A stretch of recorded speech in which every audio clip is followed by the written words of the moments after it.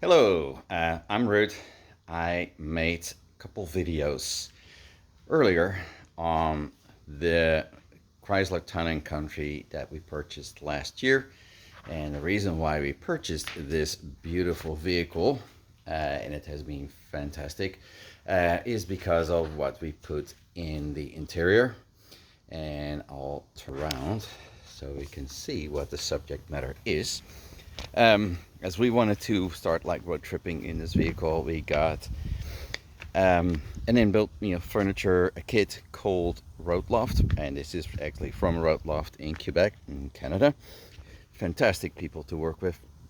So I really, really recommend working with them and dealing with them. Communication-wise, things have been always upfront, super clear, even including payment, shipping. They shipped all of this on a pallet to California for $200. It might be a little higher now due to all these supply chain stuff going on, and it's still going on. But still, you cannot beat that. We were thinking of driving over to Quebec to pick it up.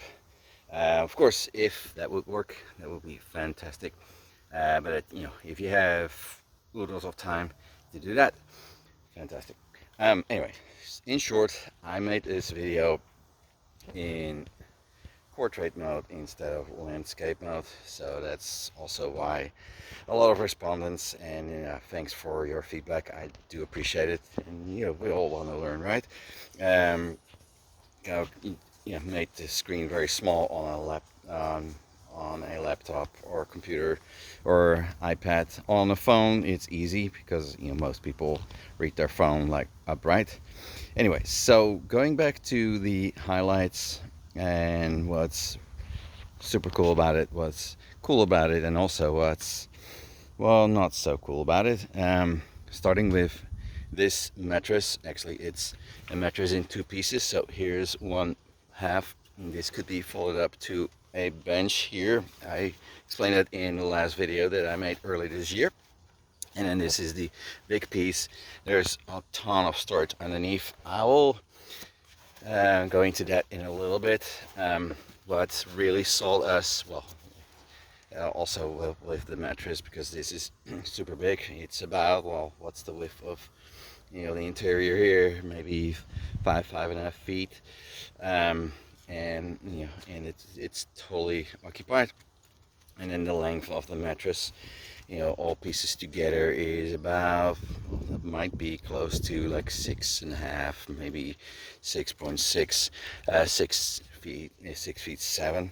So it means if you're tall, if you're like Northern European size, I'm Northern European, I'm Dutch, but I'm nowhere near all that. I'm only 5'8". So me and my better half, we have tons of space. What also sold us on this kit is the sheer amount of storage. It's just endless. So this is, for example, is what they call it center drawer. So this normally fits shoes. Right now, we bring some water, and we have bags. So we have not been on the road for a little bit. We took it to the beach last week, so beach camping, and we had a lot of things to bring for family. Down here, we put our Jackery out here to just charge the fridge. The fridge is sitting in the back over there. That is a huge center storage space. In the back there is a mattress. On this side, we put a lot of kindling, pine cones, and wood for a campfire. So actually I can access this from up here, lift this hatch, and then you see we put a small table on top. Here's a small outdoor floor mat that we brought too. So and it all fits. It's really super simple. Get organized a little bit here. And it's taking a little more effort to get organized and stay organized. Anyway, so putting this down. What is also really cool, I'll walk to the back, is this portion here. So you see a bunch of drawers, and well, the mattress can fold up like this, so we kind of wedge it between the left and the right, kind of like little areas where the windows are. You can take these two covers out, and then you open the drawer. This is a drawer that we use to cook on.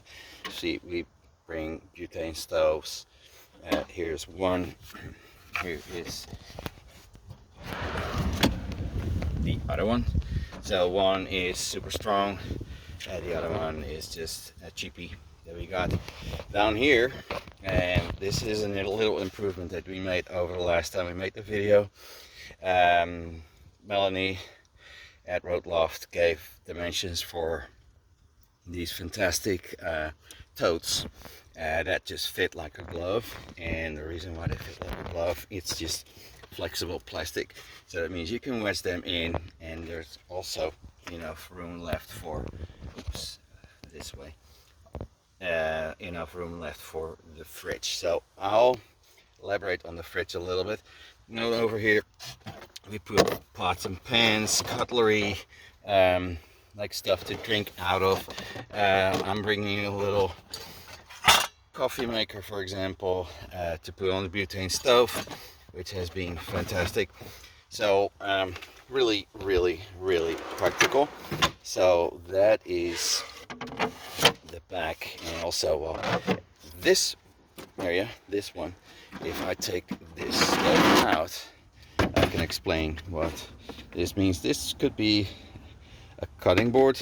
We've never used it as a cutting board. It's beautiful white plastic, so we don't want to scratch it up. This could be a sink. So that means, for example, I go back here. Hold on. Pick up this water and put it here. So this way we could have a little tap, so we could do our dishes here if needed. Haven't done it yet. We're usually staying on campsites that offer plenty of amenities, so we don't need to really use the water except for drinking. So I'll just dust this out and clean this up later.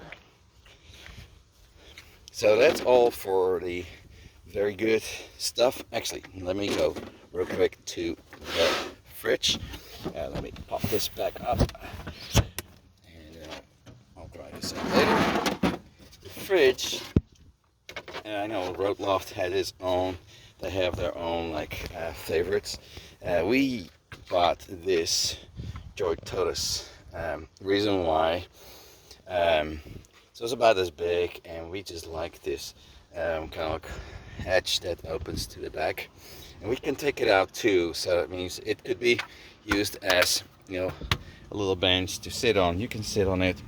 It comes with two of these handles here, but we just leave one in because it gets a little cramped in the back. What does work well, and yes, you need to keep either keep the ignition on. Right now it's super hot. It's like hot. So because this fridge has not been plugged in for weeks. We took it to the beach last week, but then it was frozen. We had this water with us. So anyway, you can hook it up to the Jackery, and of course the Jackery will keep it cool. We put the solar panels on the roof of the van, so that means it will just continue being charged, which is nice. Let's put this back. What was not that cool? When we installed it last year, we found out after one night of camping, also my mistake, because these little levers here, they need to be extended to the full. So that means, yes, you need to push them a little bit into the interior plastic, which gives way. So it's not like you're gonna crack it, but I was probably a little too careful.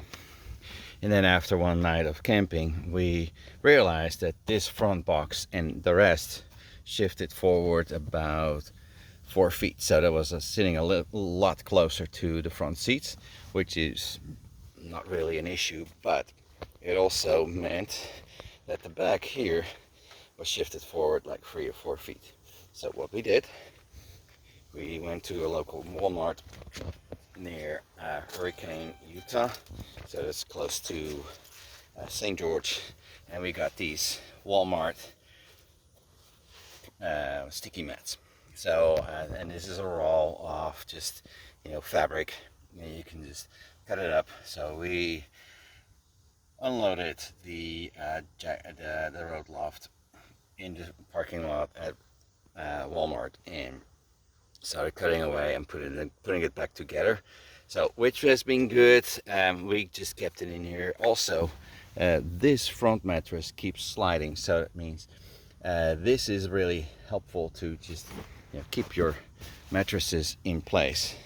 So not so much for the floor. I think that can be solved by just tightening up, just pushing the little screws on the side here into the plastic, so that should be fine. Over here, and also over here, we just wanted to make sure that things stayed in place.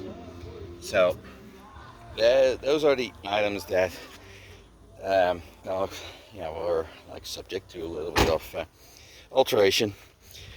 The one area that well, we might have a little discussion on, and also I talked to Roadloft about it, are their blinds, their window blinds. We chose WeatherTech. So these blinds are like firm, so they fit like a glove. They're not like sticky. They don't have these stickies that, you know, just stay on the window. You know, in our case, they just came down. We had blinds sitting on our faces, or like lying down on our faces, which was uncomfortable. So this is the kind of fabric that we're using. A little bit of money. I don't know how much we spent. Probably like about like maybe $100, maybe 120, but it's worth every penny compared to the material that Roadloft left with the kit, and that's this sponge. We'll keep it because it's a lot lighter and it's a lot more compact than the WeatherTech stuff.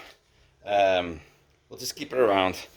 Maybe when we upgrade to another van or we buy another vehicle, you know, we'll definitely give it with the kit, so that, you know, it's not really necessary to throw the stuff away, but yeah, just keep an eye out for an alternative that might be better.